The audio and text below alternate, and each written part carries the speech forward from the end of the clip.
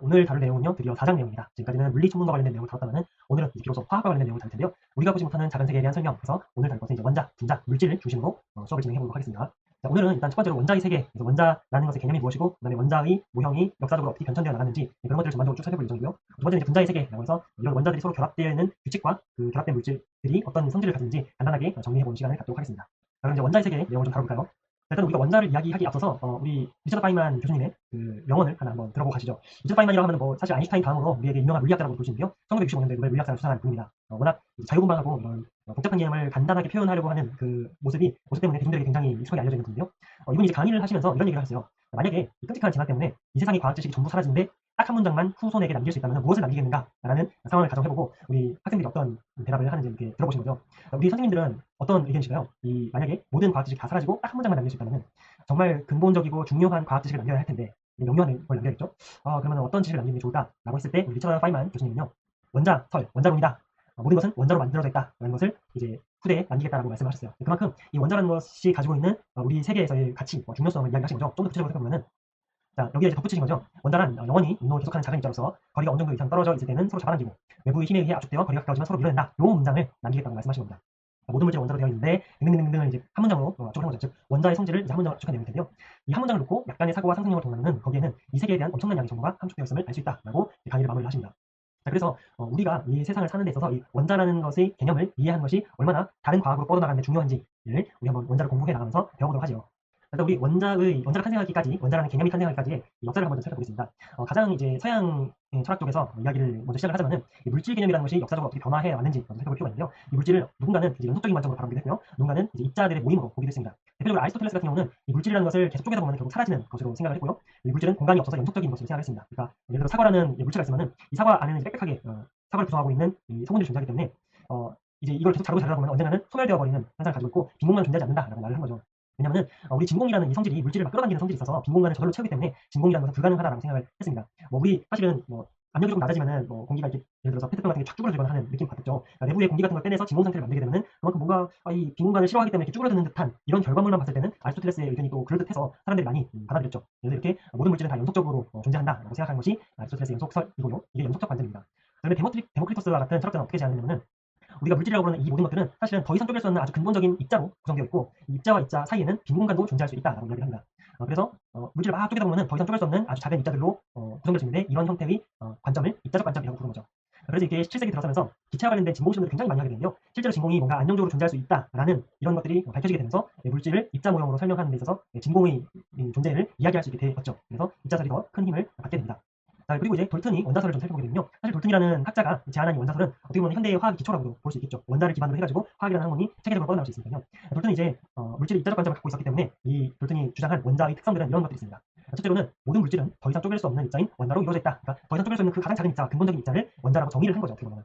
물론 이제 현대적 관점에서는 이 원자를 더 작은 입자들, 전자나 양성자나 중성자나 혹은 쿼크 등으로 이렇게 쪼갤 수 있다라고 보는 관점이긴 합니다만은 이 당시 돌튼은 원자를 가장 근본적인 입자로 설정한 거죠.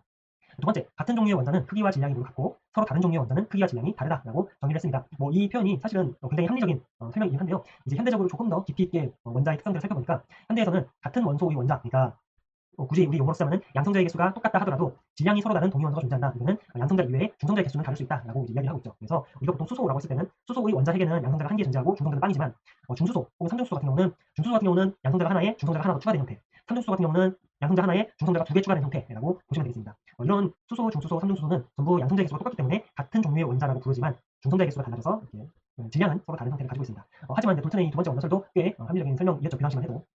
세 번째, 화학방이 일어날 때 원자는 없어지거나 새로 생기지 않으며 다른 종류의 원자로 변하지 않는다라는 것이 돌튼의 원자설입니다. 사실 이 설명은 대부분의 화학 현상에서는 꽤 합리적으로 잘 들어갔습니다. 다만 이제 굉장히 강한 에너지가 들어가는 경우, 즉 그래서 단순히 원자 사이 화학 반응이 일어나는 것이 아니라 이 원자 내부를 구성하고 있는 소립자들까지 화학 반응에 참여할 수 있게 되는 경우, 대표적인 경우는 핵반응이 되는 거죠. 핵이 쪼개지거나 합쳐지는 이런 핵반응이 일어나는 경우에는 하나의 원자가 다른 원자로 변할 수 있게 됩니다. 우라늄이 플루토늄 같은 걸로 변환되는 사례가 대표적인 사례가 되겠죠. 이거에 대해서는 우리가 앞선 시간에 좀 배웠던 것 같습니다.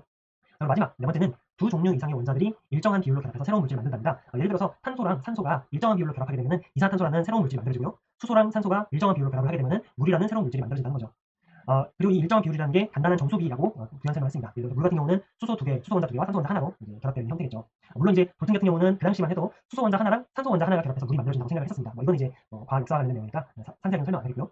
하지만 상대적 관점으로 바라보게 되면 이 화합물을 구성할 때 있어서 이 원자의 개수가 비율이 딱 정수비로 떨어지지 않는 경우들도 존재합니다.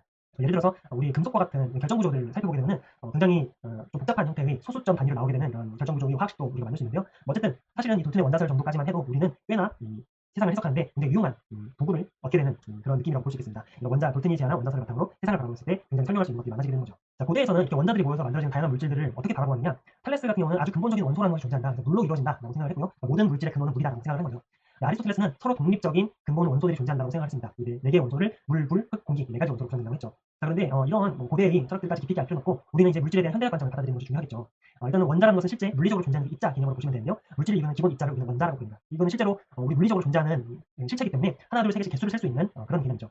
이제 원소라는 표현이 앞서서 이제 반복돼서 나왔는데요. 이 원소라는 개념은 이런 성분과 성질을 의미하는 용어라고 생각하시면 됩니다. 그래서 이 원소는 뭔가 하나, 둘, 셋 이렇게 세는 셀 수 있는 실체를 가진 입자라기보다는 이제 뭐 수소라고 했을 때 떠올려지는 그런 성질들이 이제 포괄적인 추상적인 형태로 이제 머릿속에 떠오르실 텐데요. 그래서 우리는 이 원소라는 것은 종류의 개념으로 해석을 하시면 딱 들어맞을 것 같습니다. 자, 그리고 이제 분자 같은 경우는 이런 원자들이 서로 모여서 물질이라는 것을 만들 때 어떤 물질의 성질을 갖는 가장 작은 입자를 분자라고 이야기를 하죠. 예를 들어서 우리 수소 원자 그 자체의 성질을 갖고 있겠지만요. 수소랑 산소가 합쳐져서 물이라는 분자가 만들어졌을 때 사실 수소가 갖고 있는 성질과 물이 갖고 있는 성질은 굉장히 다르죠. 네, 그래서 분자는 결국은 물질의 성질을 갖고 있는 가장 작은 입자 단위, 즉 H2O라는 수소 원자 두 개와 산소 원자 한 개가 합쳐져서 만들어진 이 분자라는 것은 결국은 물질의 성질을 갖는 가장 작은 입자라고 정의를 할 수 있겠습니다.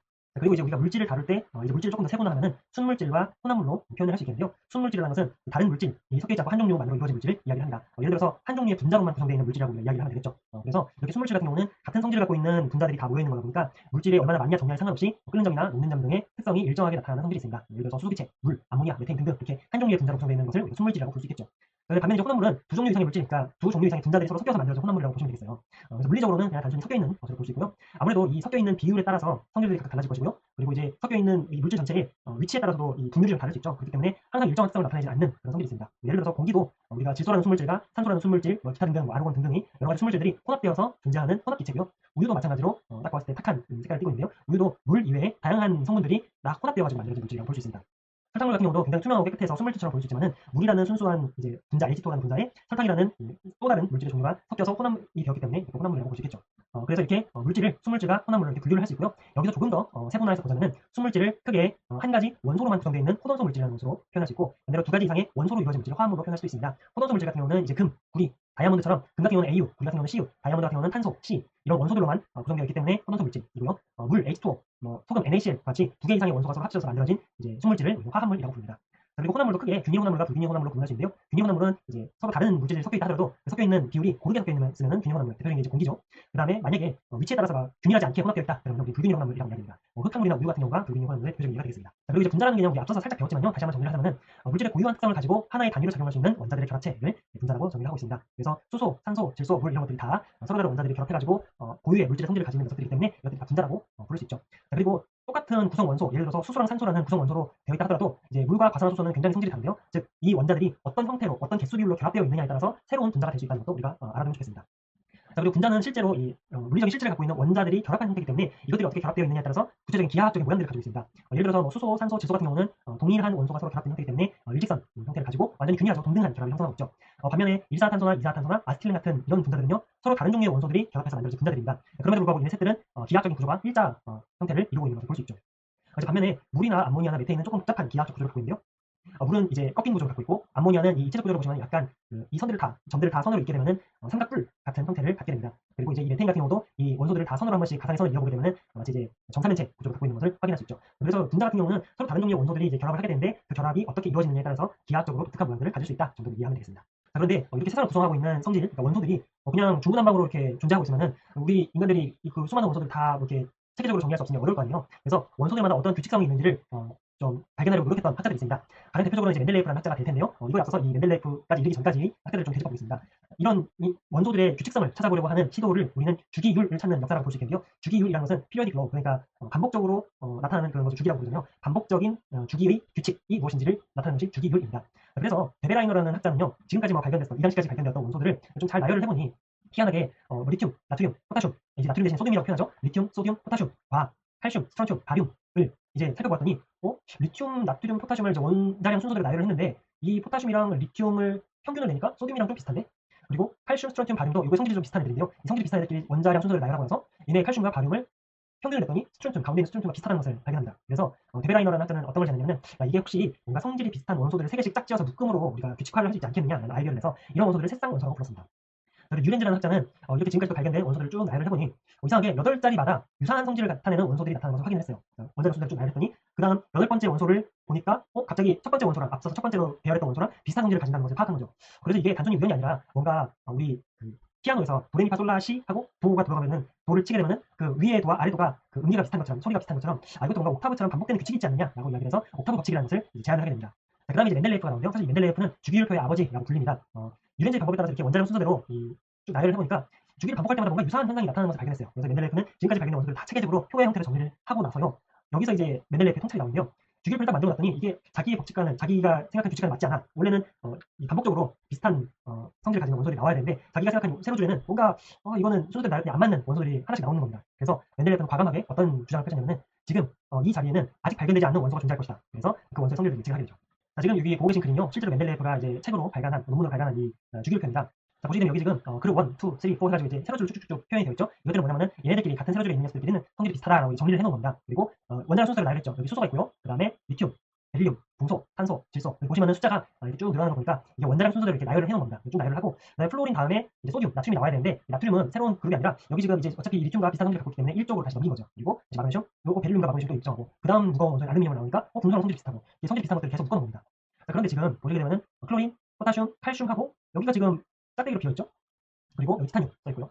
그리고 이렇게 쭉쭉쭉 가다가 또 여기도 짝대기로 비어있고 여기도 짝대기로 비어있습니다. 이건 뭐냐면은 이 당시 멘델레프가 이게 원래 순서대로면 여기 티타늄이 들어가야 될 것 같은데 티타늄이 아직 이 붕소랑 알루미늄이랑 성질이 좀 달라. 그래서 이거는 아직까지 발견되지 않은 다른 무언가가 있을 것이다 라고 가정을 하고 이렇게 쓴 거죠. 그래서 여기 지금 보시면은 아직 원소 기호도 안 그려져 있어요. 그렇죠? 그런데 여기다가 원자력 68 딱 써놓고 71 써놨죠. 이게 뭐냐면은 아직 발견되지 않았는데 내 규칙이 맞는다면은 이게 원자력 68이어야 되고 얘는 원자력 72짜리 그런 놈이 나와야 돼 라고 예상을 한 겁니다. 그리고 그 이외에도 만약에 이게 내 가설이 맞다면 알루미늄과 성질이 비슷하니까 이러이러한 성질을 가질 것이고 이 녀석은 탄소랑 성질이 비슷할 거니까 이러저러한 성질을 가질 거야 라고 예측을 했는데요. 실제로 보시게 되면은 이 자리, 원자력 68자리를 가질 것이라고 예측했던 자리에 나중에 갈륨이라는 원소가 새롭게 발견됩니다. 왼쪽은 멘델레이프가 예측했던 물리적인 성질이고요. 오른쪽은 실제로 갈륨이 발견되고 나서 측정된 이런 성질입니다. 보시면 굉장히 유사한 것을 알 수 있죠. 마찬가지로 여기 72자리도 메탈실리콘이라고 멘델레이프가 예측을 했는데 그 뒤에 밝혀진 저마늄이라는 새로운 원소 멘델레이프의 성질과 멘델레이프가 예측한 성질과 굉장히 유사한 것을 확인할 수 있습니다. 자, 이렇게 멘델레이프의 예측이 너무나도 정확하게 맞아떨어지면서 멘델레이프의 주기율표는 굉장한 결과로 과학자들에게 인정을 받게 되죠. 자, 지금 보시는 주기율표는요, 현대 주기율표입니다. 멘델레이프의 주기율표랑 조금 다른 점이 여러 있는데요. 일단 첫째로는 멘델레이프 주기율표에 없는 이 가장 마지막 쪽 비활성기체족이 새롭게 추가되었습니다. 이 비활성기체는 워낙 가능성이 낮아가지고 원소들의 가능성이 낮아서 사실은 화학적으로 이렇게 분리 검출해내는 게 참 어려운 원소들이었어요. 현대과학에서는 이게 가능했기 때문에 이제 이 줄 추가를 했고요. 그리고 이제 여기 덧붙이자면은 모질리라는 연구 과학자가 이 주기율표를 단순히 원자량 순서대로 배열하니까 뭔가 안 맞는 규칙성이 안 맞는 경향이 나오더라. 그래서 X선 분석을 이용해가지고 이 원자 안에 존재하는 양성자의 전하량을 순서대로 양성자의 개수 순서대로 주기율표를 재정리를 해가지고 만들어진 것이 지금 현재 표준 주기율표가 되겠습니다. 뭐 여담이지만은 우리 모질리라는 그 연구 과학자는요, 20대에 이 작업을 해가지고 굉장히 촉망받는 아마 노벨 물리학상 1순위로 꼽히는 과학자였는데요. 이 1차 세계대전에 군인으로 참전해가지고 거기서 사망을 하는 바람에 이 주기율표 이 업적으로 노벨 물리학상을 받지 못했습니다. 그래서 모질리의 스승이었던 러더퍼드도 노벨 물리학상 수상자죠. 러더퍼드가 영국이 세계 1차 대전에서 이번 가장 큰 피해는 모질리를 입은 것이다 라고 말할 정도로 굉장히 안타까워했다고 합니다. 어쨌든 이런 위대한 과학자들 덕분에 화학의 주기율표가 만들어지고 주기율표를 바탕으로 어떻게 보면 화학이 굉장히 발전해 나가는 계기가 될 수 있었다라고 정리할 수 있겠습니다. 지금까지는 이제 원소의 규칙성이 무엇인지를 알아보았다면 지금은 이제 그 원소의 실체, 원자가 내부가 어떻게 생겨 먹었는지를 알아보는 여정을 좀 간략하게 살펴보겠습니다. 이런 것도 이제 원자라는 것을 어떤 모형으로 표현할 것인가를 우리가 원자 모형이라고 보시는데 원자 모형은 일단 돌턴 같은 경우는 이제 완전히 단단한 구, 더 이상 깨질 수 없는 근본적인 구의 형태로 기술을 했어요. 근데 톰슨이라는 물리학자가 이 원자에서 뭔가 전하를 띠는 아주 작은 입자들이 튀어나온다는 것을 확인해서 이제 이 단단한 구, 더 이상 깨질 수 없는 구라고 생각했던 이 원자 모형에 전하를 띠고 있는 이런 작은 입자들을 집어넣는 이제 전자죠, 우리 표현으로 전자가 존재하는 형태로 원자 모형을 수정하게 됩니다. 그런데 이제 아까 잠깐 나왔던 러더퍼드는요, 어떤 연구를 했냐면은 러더퍼드가 알파 입자라고 해서 이제 실제로는 헬륨의 원자 핵인데요. 헬륨의 원자 핵을 막 총처럼 이제 막 입자를 쏴가지고 얇은 금박에다 쏘는 실험을 했습니다. 쏘는 실험을 했는데 희한하게도 대부분 다 그 원자들로 구성되어 있는 금박임에도 불구하고 이 알파 입자가 다 통과하는 것을 볼 수 있어요. 대부분 그냥 일자로 통과하는데 아주 작은 확률로 튕겨나가는 이런 알파 입자들을 확인을 한 겁니다. 그래서 이게 원자 대부분은 다 비어있는 빈 공간인데 원자 중심에는 아주 질량이 모여있는 핵이라는 것이 존재한다라고 가정을 하고 원자 핵을 상정하는 이런 원자 모형을 새롭게 제안을 하게 되죠. 근데 여기에다가 이제 보호라는 학자는요, 이게 원자 핵과 전자 사이에 이 거리에 따라서 뭔가 에너지가 방출되고 흡수되고 하는데 이게 거리가 항상 균일하지 않더라. 그러니까 연속적이지 않더라. 연속적으로 존재할 수 있는 것이 아니라 원자 핵과 전자 사이에 거리가 떨어질 수 있는 일정한 거리가 정해져 있더라라는 것을 이제 이야기합니다. 그래서 이 원자 모형이 단순히 모든 그 원자핵과 전자 사이의 모든 거리에 다 모든 공간에 전자가 존재할 수 있는 것은 아니고 마치 태양계처럼 태양이 가운데 존재하는 주변에 정해진 궤도를 전자가 돌듯이 이렇게 정해진 궤도에만 전자가 있을 수 있다라는 원자 모형을 제안하게 됩니다. 이걸 알아낼 수 있었던 이유는 이제 수소의 경우 이렇게 방출되는 그리고 흡수하는 빛 에너지를 측정을 해보니까 이렇게 선의 형태로 스펙트럼만 나온다는 거예요. 연속적인 무지개 형태가 아니라. 그 말은 특정한 위치에만 전자가 존재할 수 있다는 것을 이 스펙트럼으로 선 스펙트럼으로 확인할 수 있는 거죠. 지금 현대 모형 같은 경우는 우리 앞서서 간단하게 배웠지만 불확정성 원리에 의해서 특정한 위치가 딱 지정될 수는 없고 확률적으로만 우리는 해석할 수 있다라고 해서 확률 모형으로 원자 모형이 변화되었습니다. 자, 보어의 원자 모형은 사실은 우리 화학자들이나 물리학자들이 굉장히 유용하게 활용하는 모델인데요. 핵심은 이 전자의 에너지는 불연속적이고 양자화되어 있다. 그러니까 스텝 바이 스텝으로 연속적이지 않다라는 것을 표현하고 있습니다. 보어 같은 경우는 실제로 이렇게 수소 내부에 존재하는 전자가 어떤 에너지 중위를 갖고 있는지까지 수학적으로 계산했고 그것이 실험 결과가 어떻게 매칭될 수 있는지까지 이제 증명을 할 수 있었죠. 자, 그래서 현대 주기율표를 다시 한번 정리를 하면요. 아까 잠깐 이야기했듯이 모즐리가 현대 주기율표를 완성을 했고요. 러더퍼드가 이 원자핵 내부에 양전하를 발견하게 되면서 실제로 양성자라는 물질을 발견했다고 볼 수 있겠습니다. 그래서 이 원자 번호를 양성자 개수로 정의를 한 것이 양성자가 발견되면서 정의가 된 거고요. 테드윅이라는 학자가 원자핵에는 플러스 전하를 때는 양성자만 존재하는 것이 아니라 전하가 0인 중성자도 존재하더라. 그래서 원자의 질량수라는 개념을 정의를 하면서 대부분 원자의 대부분의 질량을 정의하는 것은 원자핵인데 그 원자핵은 양성자와 중성자로만 이루어져 있으니 양성자 수 더하기 중성자 수를 질량수라고 정의하자라고 해가지고 이렇게 현대의 주기율표들이 표현이 되게 되었습니다. 자, 그런데 현대의 주기율표를 보게 되면 이제 이 양자역학의 개념이 들어가면 조금 더 복잡해졌죠. 복잡해졌지만 그만큼 더 설명력은 좋아졌다고 볼 수 있겠습니다. 그러니까 보어 같은 경우는 특정한 전자 궤도에만 전자가 존재할 수 있다라고 이야기를 했는데요. 근데 왜 그런 특정한 궤도에만 존재할 수 있는지를 설명하지 못했습니다. 여기에 어떤 아이디어를 내냐면요. 이게 혹시 전자가 마치 정상파처럼 양끝이 딱 정해져 있는 고정되어 있는 이 지점에 파동이 존재한다면 이 파동의 파장은 아무렇게나 존재할 수 없거든요. 분명히 이 파동의 반파장의 배수로만 존재할 수 있게 되는데요. 왜냐면 이렇게 파동이 예를 들어서 이렇게 가정한다고 치죠. 파동이 이렇게 존재한다면은 그러면은 고정된 지점으로 파동이 존재할 수 없기 때문에 이런 파동은 이 고정점에서 존재할 수 없는 정상파에 해당하는 겁니다. 이런 것처럼 이 원 궤도가 하나의 이런 전자가 움직일 수 있는 궤도라고 했을 때 그 안에 파동처럼 마치 전자가 움직일 수 있다면 정상파의 형식을 띄어야 할 것이고요. 정상파의 형태를 띄기 위해서는 반드시 이 특정한 파장의 정수배로만 존재할 수 있다는 것을 확인할 수 있죠. 이러한 성질들을 다 정리해가지고 양자역학적으로 확률 함수로 표현을 한 것이 현대의 모형이 되겠습니다. 자, 그래서 이러한 내용을 양자역학적 내용을 정리한 개념이 이제 오비탈과 양자수와 관련된 내용인데요. 이것을 여러분들이 막 외우실 필요는 없고요. 대략적으로 이제 원자 내에서 전자가 발견될 수 있는 확률적 분포 또는 공간에 나타나는 이런 함수를 오비탈이라고 부르는구나 정도만 알아두시고요. 양자역학적 개념이라고 알아두시면 되겠습니다. 양자수라는 것은 이제 원자핵, 원자 구성 입자들과 같은 물리적인 계획 상태를 정의하는 정수나 반정수, 그러니까 어떠한 숫자들만 이제 예를 들어서 주양자수, 부양자수, 자기양자수 등등 어떤 양자역학적 숫자들만 우리가 적어주게 되면은 그 숫자가 곧 어떤 특정한 물리적인 실체들, 예를 들어서 전자라는 실체가 어떤 위치에 어떤 에너지를 가지고 존재하는지를 기술할 수 있게 된다 정도만 이해를 하시고 넘어가면 될 것 같습니다. 그래서 각 양자수에 따라서 전자들의 에너지 중위가 어떻게 바뀌어 나가는지 도식화하는 것이 오른쪽 그림이고요. 왼쪽은 이제 숫자로 양자수로 표현하는 그림이라고 보시면 되겠습니다. 자, 그리고 이제 마지막으로 우리 원자의 전자 배치를 좀 볼 텐데요. 원자핵 주변에 전자가 이제 존재를 할 텐데요. 이 전자들이 이제 원자핵의 전하량과 똑같은 개수만큼 전자가 존재하게 되는데 그 중에서 가장 바깥 껍질에 존재하는 전자를 우리는 최외곽 전자라고 부릅니다. 자, 근데 이제 최외곽 전자랑 비슷한 의미로 사용되는 것이 원자가 전자라는 것이 있는데요. 이 원자가 전자는 화학 반응에 참여할 수 있는 전자를 의미를 하고요. 보통 이제 가벼운 원소에서는 최외곽 전자랑 원자가 전자가 같은데 이제 좀 더 무거운 원소로 가게 되면은 이 원자가 전자가 꼭 최외곽 가장 바깥에 있는 껍질이 아니라 안쪽에 있는 전자들도 화학 반응에 참여할 수 있게 되기 때문에 예외 사항이 좀 발생하긴 합니다. 어쨌든 이런 정도 개념만 알아두시면 좋겠습니다. 다음은 이제 원자들이 합쳐서 만들어진 분자의 세계를 좀 다뤄볼 텐데요. 일단은 가장 먼저 다룰 것이 화학 결합입니다. 결국은 분자라는 것은 원소들이 어떻게 결합했느냐에 따라서 다양한 성질을 가질 수 있기 때문에 이 결합의 종류를 좀 구분할 필요가 있습니다. 첫 번째는 이온 결합인데요. 이온 결합 여러분들 중학교 때 잘 배우셨겠지만은 원자에서 전자를 하나 이상 잃은 양이온과 그리고 오히려 전자를 받아서 음의 전하를 띠는 음이온 사이가 정전기적인 인력을 형성해서 만들어진 결합을 우리가 이온 결합이라고 부릅니다.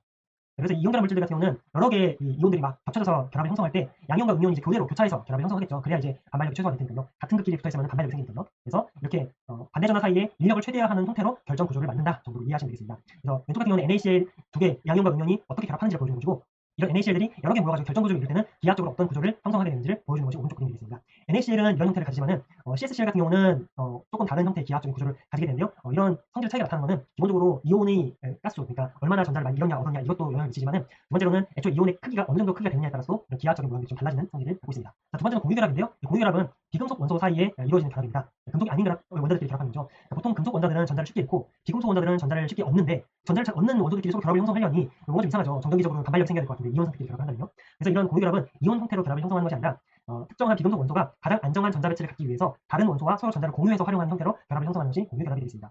예를 들어서 수소랑 클로린 같은 경우를 보게 되면 염소죠. 수소랑 염소를 보게 되면 수소 원자는 전자 한 개를 받으면 안정화될 수 있고요. 클로린, 염소 같은 경우는 클로린도 전자를 하나 받으면 안정화될 수 있는 성질을 갖고 있는데 서로가 전자 한 개씩을 필요로 하기 때문에 각자의 전자를 하나씩 같이 공유해서 공유하게 되면 안정화된다. 그래서 점점 이 거리가 가까워지는 거죠. 서로 공유를 하기 위해서. 원자가 서로 가까워졌다는 것은 결합이 형성했다는 의미가 있기 때문에 이런 식으로 형성된 결합을 우리는 공유결합이라고 부릅니다. 그래서 이제 모든 공유결합들은 다 비금속과 비금속 원소들끼리 서로 결합한 것을 확인할 수 있습니다. 세 번째는 금속 결합인데요. 이제는 반대로 금속은 이게 전자를 쉽게 버리는 녀석들인데 전자를 쉽게 버리는 녀석들끼리 결합은 어떻게 형성하느냐 이런 의문점이 생기겠죠. 금속 결합 같은 경우는 기본적으로 전자를 쉽게 버리는 형태의 전자가 존재해서 이것을 우리가 자유전자, 자유롭게 돌아다니는 전자라고 표현을 하는데요. 이 금속 원소들은 서로서로 전자를 잘 버리기 때문에 양전하를 띠고 있는 양이온 사이를 자유전자들이 서로 묶어주는 풀 같은 역할을 하게 됩니다. 그래서 금속 양이온 주위를 자유롭게 돌아다니는 자유전자들이 이렇게 양이온과 정기적으로 결합을 시켜서 이런 단단한 금속 같은 형태를 만들 수 있는 특징을 가지게 되죠. 이렇게 쉽게 움직일 수 있는 전자들이 존재하기 때문에 열이나 전기 전도성이 금속은 되게 높다라는 성질을 갖고 있고요. 그리고 이제 금속 같은 경우는 고온으로 가열한 다음에 망치 같은 걸 이렇게 두들기게 되면 넓게 퍼지거나 늘어나잖아요. 이게 이제 연성과 전성이라고 부르는데요. 사실 다른 금속들은 망치로 두들기게 되면 막 깨지게 되는데 금속은 이렇게 두들겼을 때 넓게 펴지고 늘어날 수 있는 성질이 바로 이 자유전자 때문이라고 볼 수 있겠습니다. 왜냐면 이렇게 결합을 붙여주고 있는 자유전자가 설령 원자핵과 원자핵, 금속 양이온들끼리 서로 어긋나서 반발력이 생긴다 하더라도 쉽게 자유전자들이 움직여서 둘 사이를 붙여주는 풀처럼 역할을 할 수 있기 때문에 이렇게 연성과 전성이 높다라고 볼 수 있죠. 자, 그리고 마지막으로 이거는 사실은 원자와 원자 사이의 결합이라고 부를 수 없는데 독특한 분자 사이의 결합이 하나 있습니다. 수소결합인데요. 이 수소결합 같은 경우는 질소나 산소나 플루오린 같이 이 전기음성도 이거는 무슨 말이냐면은 서로 공유결합을 형성했을 때 그 공유된 전자쌍을 누가 더 잘 끌고 왔냐, 누가 더 내 것처럼 끌고 왔냐라고 하는 성질이 전기음성입니다. 전기적으로 얼마나 음성을 띠느냐 의미죠. 질소나 산소나 플루오린 같은 경우는 전기음성도가 매우 커서 다른 비금속과 결합을 형성했을 때 공유하고 있는 그 전자쌍을 마치 자기 것처럼 더 많이 끌고 오는 그런 성질을 갖고 있습니다. 이렇게 전기음성도가 큰 원소들 사이에서 어떤 특징을 갖게 되냐면요. 예를 들어 산소랑 수소가 서로 결합을 했어요. 근데 이 산소가 이제 공유전자를 다 끌고 가니까 수소 쪽은 오히려 플러스 전하를 띠고 있는 그런 성질을 갖고 있게 되는데요. 이 수소가 게다가 워낙 작은 사이즈를 갖고 있기 때문에 작은 사이즈의 플러스 전하를 갖고 있어서 굉장히 전하 밀도가 높게 됩니다. 그래서 이 수소랑 이렇게 전기浓도가 높은 질소, 산소, 플루오린과 직접 결합되어 있는 이런 형태의 공유결합이 형성되는 경우 분자와 분자 사이의 결합이 굉장히 유독 강해지는 성질이 나타나는데요. 그래서 이렇게 물이나 이제 HF나 NH3 같이 이런 물질들은 다른 물질들에 비해서 경향성을 따랐을 때 굉장히 높은 끓는 점과 녹는 점을 갖고 있는 성질들을 갖고 있다 정도로 보시면 되겠습니다. 그래서 수소결합은 사실 화학결합은 아니지만은 이제 우리 자연현상을 설명할 때 굉장히 자주 사용되는 분자와 분자 사이에 작용하는 힘이라고 보시면 되겠습니다. 자, 마지막으로 우리 분자 간 상호작용을 볼 텐데요. 사실 분자 간 상호작용의 대표적인 사례를 우리가 수소결합에서 확인할 수 있었는데요. 극성처럼 이 분자 전체가 전체를 보았을 때 어떤 원자는 막 전자를 쉽게 끌어당기고 어떤 원자는 전자를 쉽게 끌어당기지 못하다 보니까 이게 전자가 불균형이 발생할 수 있습니다. 예를 들어 산소를 중심으로 수소나 클로린 같은 경우는 클로린이 워낙 전자를 좋아하기 때문에 클로린 쪽으로 전자가 쏠려서 전반적으로 클로린이 모여있는 부분은 음전하를 띠고요. 수소가 있는 부분은 양전하를 띠게 됩니다. 그래서 분자를 전체를 보게 되면은 이제 플러스와 마이너스가 분리된 형태가 되겠죠. 그래서 이렇게 이러한 극, 양극, 쌍극, 플러스극과 마이너스극이 얼마나 크게 분리되어 있느냐를 정형적인 속도로 보여주는 그 물량이 쌍극자 모멘트라는 것입니다. 이렇게 계산하는 방식은 여러분들이 알 필요는 없고요. 대략적으로 그냥 얼마나 크게 전하가 분리되어 있는지라는 요소 하나랑 그다음에 그 분리된 전하가 얼마나 멀리 떨어져 있는지라는 요소 두 가지 요소로 정리가 되었다 정도로 보면 되겠습니다. 자, 이상으로 오늘 수업을 마무리하고요. 여러분들이 주신 질문들을 바탕으로 우리 대면 수업 시간 때 질문 해결해보는 시간을 갖도록 하겠습니다. 모두 긴 시간 수고 많았습니다.